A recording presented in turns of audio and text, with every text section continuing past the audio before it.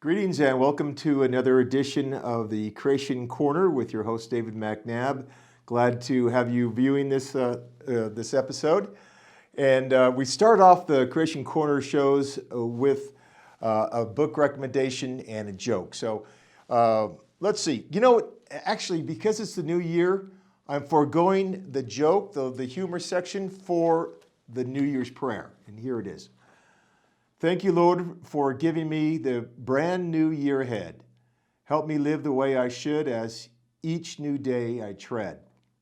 Give me gentle wisdom that I might help a friend. Give me strength and courage to a soldier I might lend.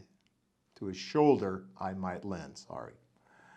The year ahead is empty. Help me fill it with good things. Each new day filled with joy and the happiness it brings. Please give the leaders of our world a courage born of peace, that they might lead us gently and all the fighting cease. Please give to all upon this earth a heart that's filled with love, a gentle, happy way to live with your blessings from above. Okay, that's New Year's prayer, and I think it's appropriate for the new year. And here we are in January. And for recommendation today, I'm going to go through these pretty quickly, but basically we got some things here to show you for the children's, what's happening with some children's recommendations for resources. But first, your car needs to have a Creation bumper sticker, Question Evolution. And this one here, creation.com, is the website for one of the big four Creation organizations out there, which is Creation Ministries International out of Powder Springs, Georgia. So that's good for your car. It's only a couple bucks. These are light things for the kids to do. And activity book there. This is the Ark of Noah, Dinosaurs and Dragons, UFOs and Aliens, Noah's Flood, $3 piece. The activity booklet is $2. $3 for these also. Amazing Fossils, The Mystery of Ancient Man, Intelligent from the Beginning. We didn't start off with knuckle-dragging, half-ape type creatures. No, we started off because God created us from the beginning, intelligent. Voice of the Volcano, lifting the lid on one of the world's most powerful controversies. $3 for those. Jesus Always, 365 devotions for kids. Okay, $15. Tyler Cray and the Grand Canyon Birthday. This is a really nice illustrations in here. It's about this boy's journey to the Grand Canyon. Their family journeys there, and it's really really nice story, and it gives you some creation science information and about a 12 to 14-year-old level. The 10 Commandments, something every child should know growing up and learn, $12. And this is Drive-Through History America with David Stotts. Traditions of Character, and this is a Drive-Through History America with David Stotts, Foundations of Character. So these are 15 each. Now, I don't know if you know, but folks, history is not taught the way that you and I went to school and learned history. It's completely rewritten. So this is real history that really happened, and it's a good thing to have for kids. If you're homeschooling, you probably already have some really good material there, and it's not rewritten history that's politically correct, and leaving out a lot of stuff that you shouldn't leave out, putting in things that you really shouldn't put in. And then this is for my adult recommendation for today, Russ Miller's book, The Cost, Creation, Original Sin, Separation, and Redemption. And that is $15. Okay, you can contact me for any of those and a lot more. And I want to remind you that what Creation Ministry is all about. It is about upholding the authority of the Word of God and proclaiming the gospel of Jesus Christ and confronting the forces of secular humanism that's taken over the culture. If the history in the Bible, what in the Bible calls them the earthly things, are not true, then why should the spiritual and moral things be true? If the world is millions of years old, then death existed before Adam and Eve's sin. If that is true, then all the teaching in the New Testament that death is a result of man's sin, you have to redefine the effects of Adam's sin. It cannot include physical death because that would have existed before sin. So all of the, what I'm saying is, all of the old earth ideas and theories have lots of death and suffering before Adam's sin would have taken place in the garden. As soon as you redefine the consequence of Adam's sin, you redefine the blood atoning work of Christ on the cross. And he didn't die to take care of physical death. Then if that's the case, then Jesus didn't have to die. And what hope of a physical resurrection someday? Death and separation from God entered the world at the first sin. That's what Romans 5 says. So an old earth view cannot fit into the salvation plan. The old earth view is an attack on Christ's work on the cross. So, there's the thing that we're doing in our government schools, public schools, is that we're teaching kids that it's a fact that you evolved from pond scum. That's not a fact. But it's being taught as a fact. And that's a big problem because that's called being brainwashed. That's called being indoctrinated into a secular origins belief. But there's two sides.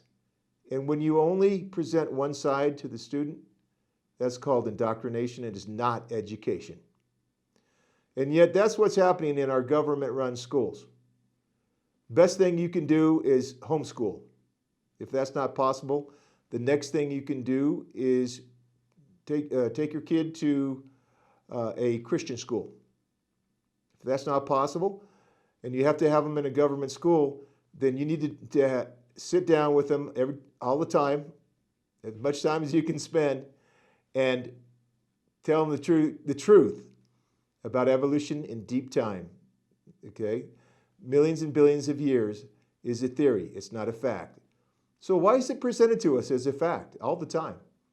In movies and TV and in documentaries and nature videos, certainly in school all the time, and the radio, you hear it.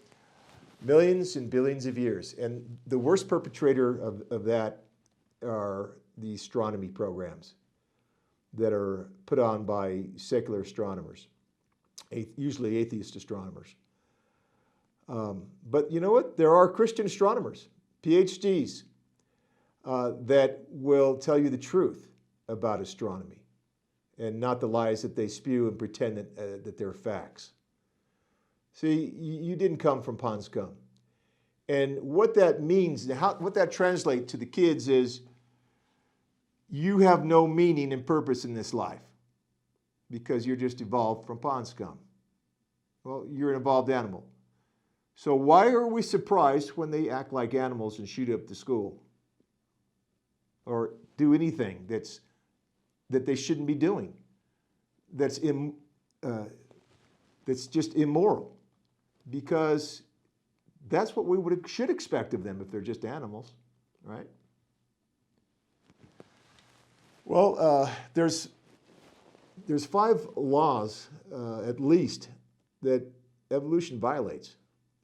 But the kids aren't told that, and the kids aren't given any of the creation science evidence that shows that evolution did not happen. Let's go over those laws real quickly here. The law of biogenesis says life only comes from pre-existing life. Okay, so if life only comes from pre-existing life, that means that there is no way for evolution to get started. So it stopped before it starts. Okay, with this law. Couldn't have started. Another law is the law of cause and effect. And that law says that every effect has a cause that is equal to or greater than the effect. Well, yeah, we see around us the world and everything in it is the effect. What's the cause? Well, for Christians, the cause is God. But for evolutionists, atheistic evolutionists, they have no cause. So this law doesn't. This law says that evolution, the law of cause and effect, had no cause, unless you believe in a God that was the cause. Then there's the first law of thermodynamics. It says that matter and energy cannot be created or destroyed. So evolution has to deal with all the matter that we see around us. And how is it created? Well, they have no creator. So time and chance is their creator. But time and chance, think about it logically, you can't create anything. So time and chance, if that's your God, you're in trouble, because that can't do a thing for you or anyone else. Only a God can create. The second law of thermodynamics says everything is running downhill. We're experiencing less and less useful energy, the useful heat that provides that energy. So that's why we get old and gray and wear out and eventually die. And everything around us needs maintenance and repair, because the second law of thermodynamics is at work everywhere on everything, because everything goes downhill and not uphill. Evolutionists say, no, that's not how it works. Everything goes, we're getting better. We're getting better all the time. So they're ignoring this law. The two most observed laws are gravity and the second law of thermodynamics. But we're ignoring that law. If you're an evolutionist, you have to, because it goes against your theory. Things are not getting better. They're getting worse. And our genes prove that as well. We had Dr. Kevin Anderson in here for a couple of programs, and also Dr. Joseph Cazell, that talked about genetic depletion, how it degrades over time. It doesn't get better. And we see that there's 100 to 150 mutations in every generation. Now, these are pretty small mutations normally, but there's a buildup of mutations that can only let our species as humans live for a certain length of time before it's an overload and it won't be able to survive as a species anymore. By the way that as much mutation is going on right now, they think that the time limit on that is going to be about 1,500 years before a species can no longer survive.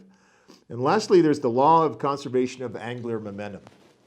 This says that when something's spinning and things come off of that any matter comes off of that spinning object, say stars forming supposedly, then everything should spin in the same direction. So spinning here, and if something comes off, and now it should spin in that same direction. Well, when we look at our solar system, we see some of our planets and some of the moons on our planets go in the wrong direction. When we look at the cosmos, the universe, we see some of the galaxies going in wrong directions. So it doesn't conform to the law of conservation of angular momentum. So the point here is that if there really was a big bang back billions of years ago, then everything would be spinning in the same direction, but that's not what we observe in our solar system and in space. So, folks, we have lots more to get to, but we're going to have to wrap up now because of our time, and we have really special guests that I'm going to bring on here for you to see today. So thank you so much for tuning in, and call me if you have questions for me on this show. Would love to answer them. You can give me a call on my number, and email address is on the screen. So contact me. I'm anxious to hear from you.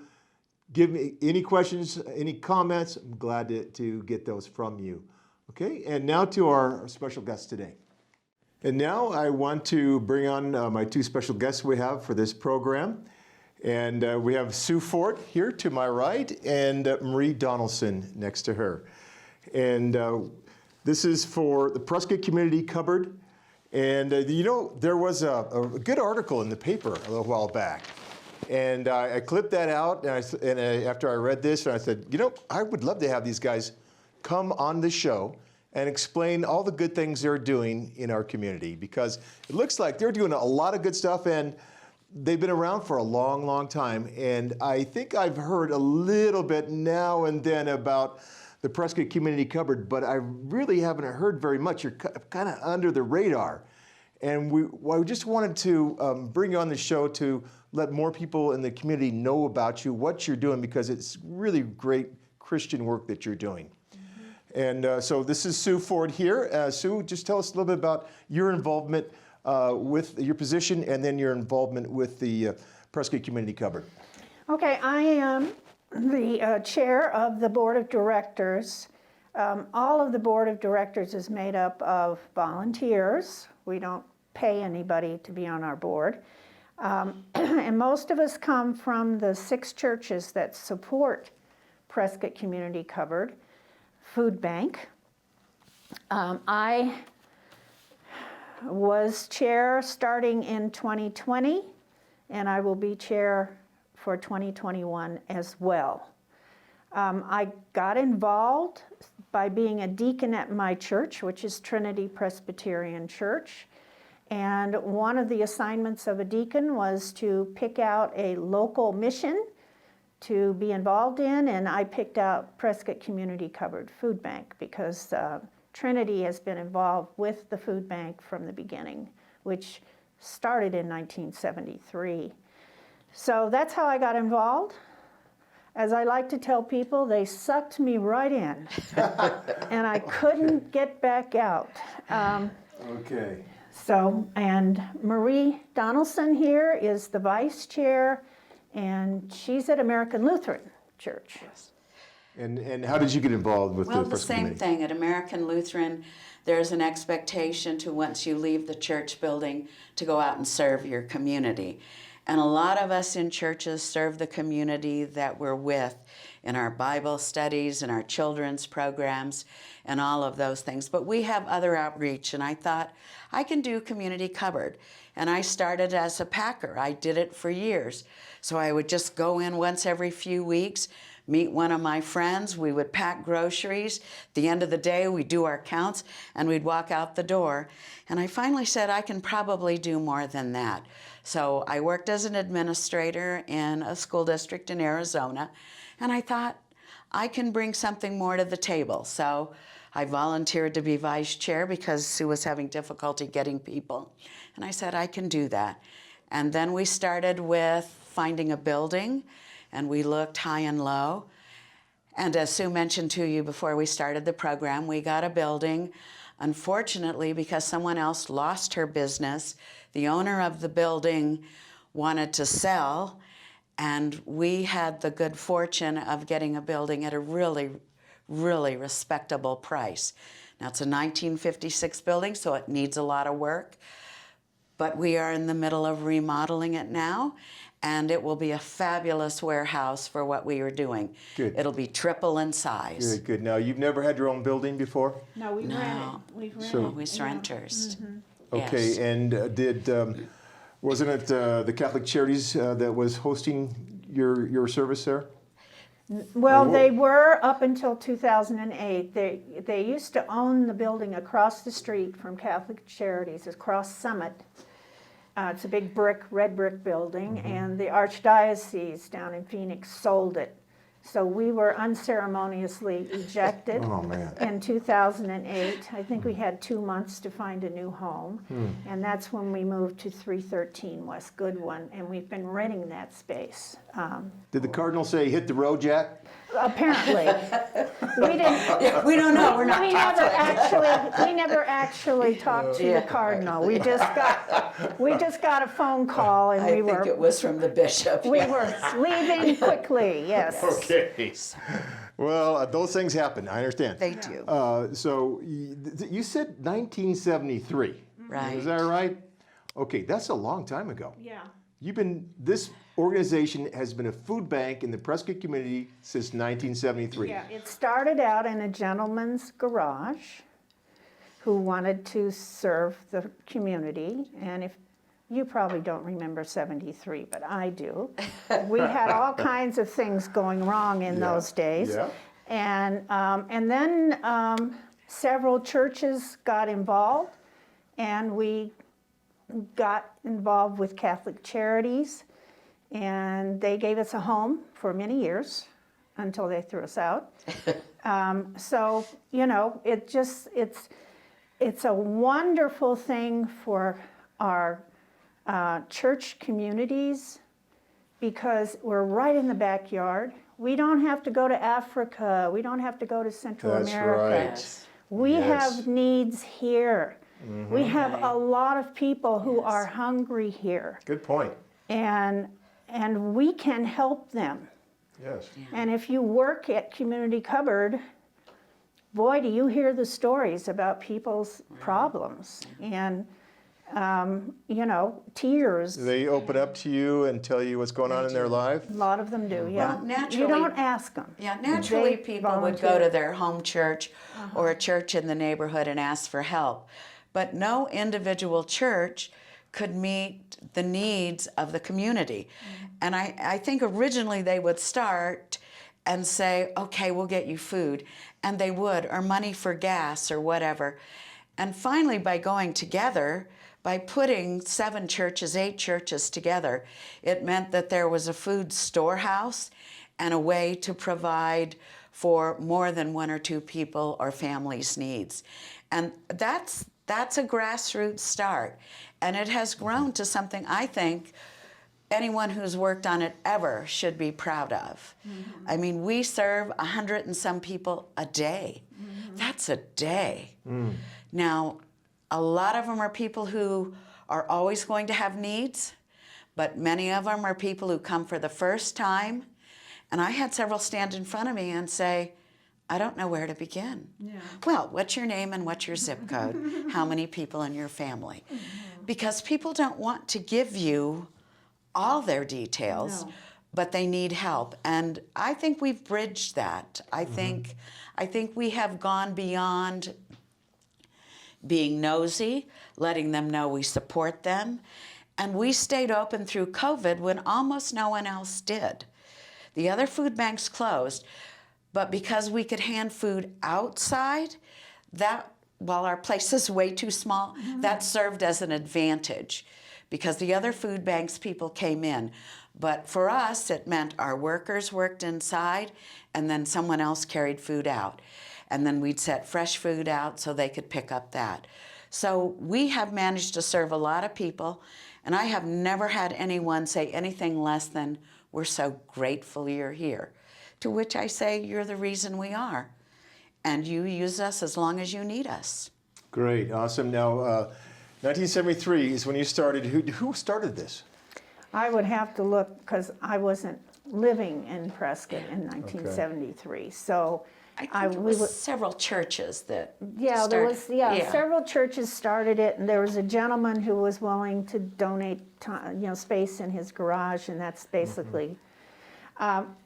As far as I know it, all of these churches were involved within the first Right. 5 or 6 years. Okay, let's go over those churches. The American Lutheran, Yes. First Congregational downtown, Yes. Yes. Sacred Heart Catholic Church downtown, Yes. St. Luke's Episcopal, Which was downtown. That's where Solid Rock is now. Yeah. right? And it's- now it's they're not on up by Booger Road or something. Yeah, Yeah. they're out. They're way out And, there. Trinity Yes. Presbyterian on Yes. Park and Copper Basin, Yeah. and United Methodist Church on Gurley downtown. Yes. Okay, those are the 6 churches that are sponsoring and providing most of the volunteer work. Is that right? Right.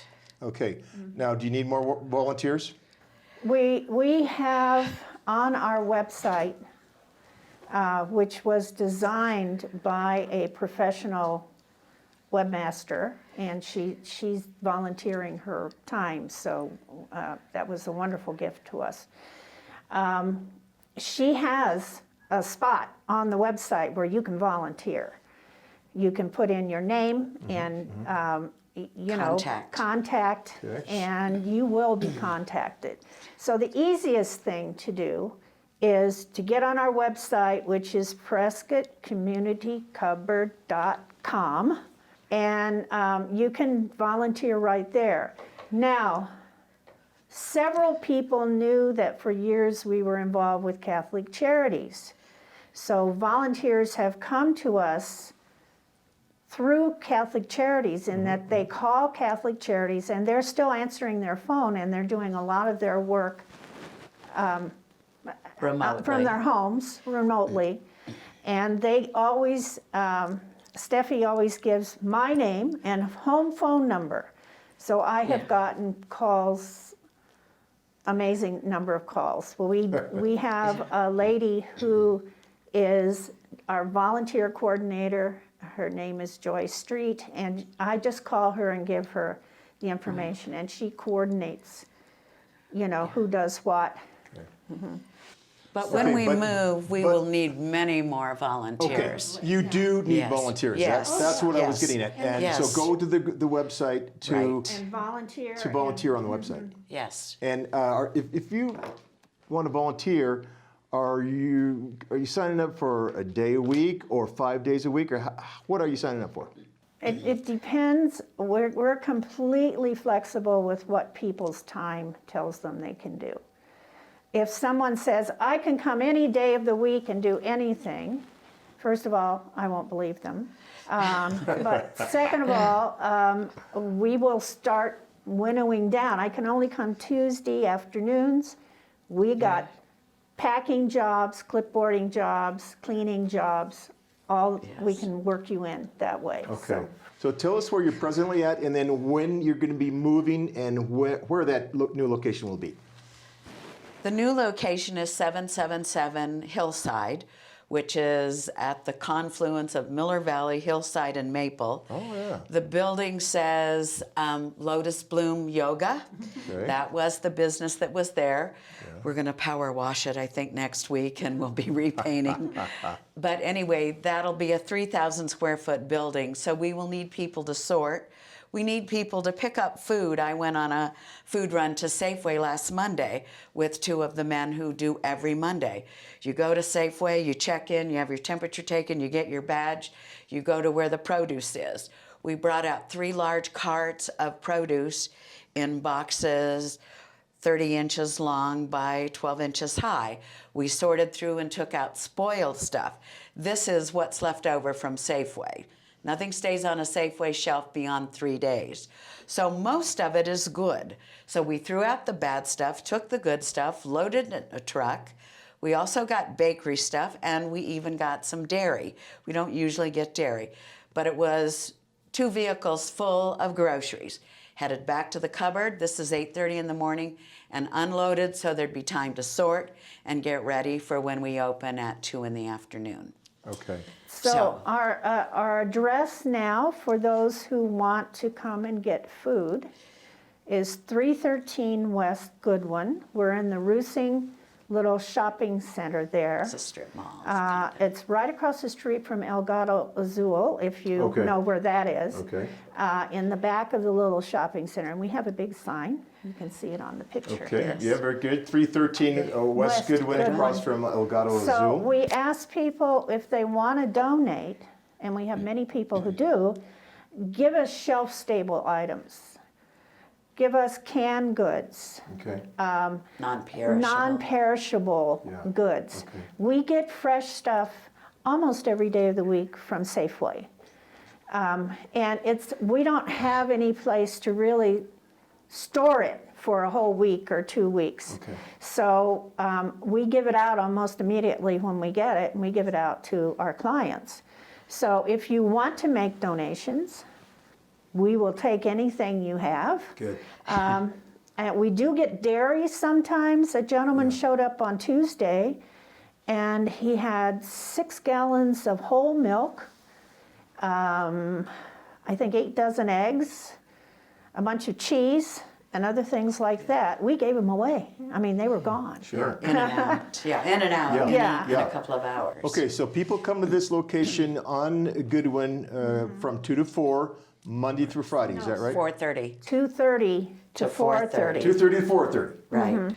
Is that Monday through Friday? Yes, sir. Except Okay. we weren't open on Christmas Eve or Christmas Day. We Yeah, we're weren't closed for open holidays, on New Year's Day. Okay. There's a sign on the door that says we're going to be closed for Martin Luther King Jr. Day, which is the 18th of January, Okay. and for President's Day, which is the 15th of February. But those closures are announced Yeah. by sign for anybody who comes up to the door, Okay. you know. But we're open generally 5 days a week. Okay, and Safeway's your biggest contributor? They is are. that right? They are. But, And how come Fry's isn't contributing? well, I pick up Fry's bakery stuff on Thursdays and Fridays. So I get the leftover bakery and I bring that in.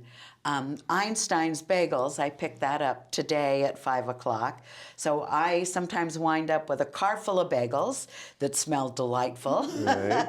And I repackage them in half dozen bags, and they go out next week, put them in the freezer. We get from Panera, and I don't know why we don't get fresh produce from Fry's. Somebody does, because I will say all our grocery stores are very, very good about passing on that sort of thing. And I lived in the Phoenix area, and we fought tooth and nail for some of our food banks to get that produce, and they would rather have thrown it out than give it to us. That's just horrible. irritates me. Oh, it's, I mean, it's like very I mean, irritating. it's like That's right. you know, I buy peppers at 99 cents a pepper from Safeway last Monday. We had 20 peppers that were all good. Well, that's a treat. I mean, our clients aren't going to pay, bell peppers aren't going to pay 99 cents for a bell pepper. Right. We do buy a lot of our shelf-stable food in case lots from Fry's, Okay. because they give us a huge discount, barely over their warehouse cost, cost. Okay, good. So that kind of makes up for the fact we probably, I don't know, I'm sure they give their fresh stuff to I'm sure it somebody. goes to somebody. Yeah. Okay. I mean, Maybe, because I don't just know. don't think in this community they would be allowed, they would get by with throwing it out. I just don't think so. And So for those watching, how can they bring food to you? How would they do they can bring it during those times, somewhere between 2:30 and 4:30. People will drive up with cars, and one of us will go out with a grocery basket, load it, and bring it in. And we will So, give you a receipt if right, you wish. that? Okay. Yeah. Although I've been told by my tax guy that the IRS doesn't care. Yeah. But I don't know, you know, maybe there are people it cares about. Okay, now you're the only food bank in Prescott, right? The other ones are outside of Prescott. Yavapai County, yeah. Chino used to have one. Well, there are small things, well, Solid Rock gives out food at holidays. They do holidays, but I mean, regularly, yeah, no. yeah. Solid Rock does a meal every Monday afternoon.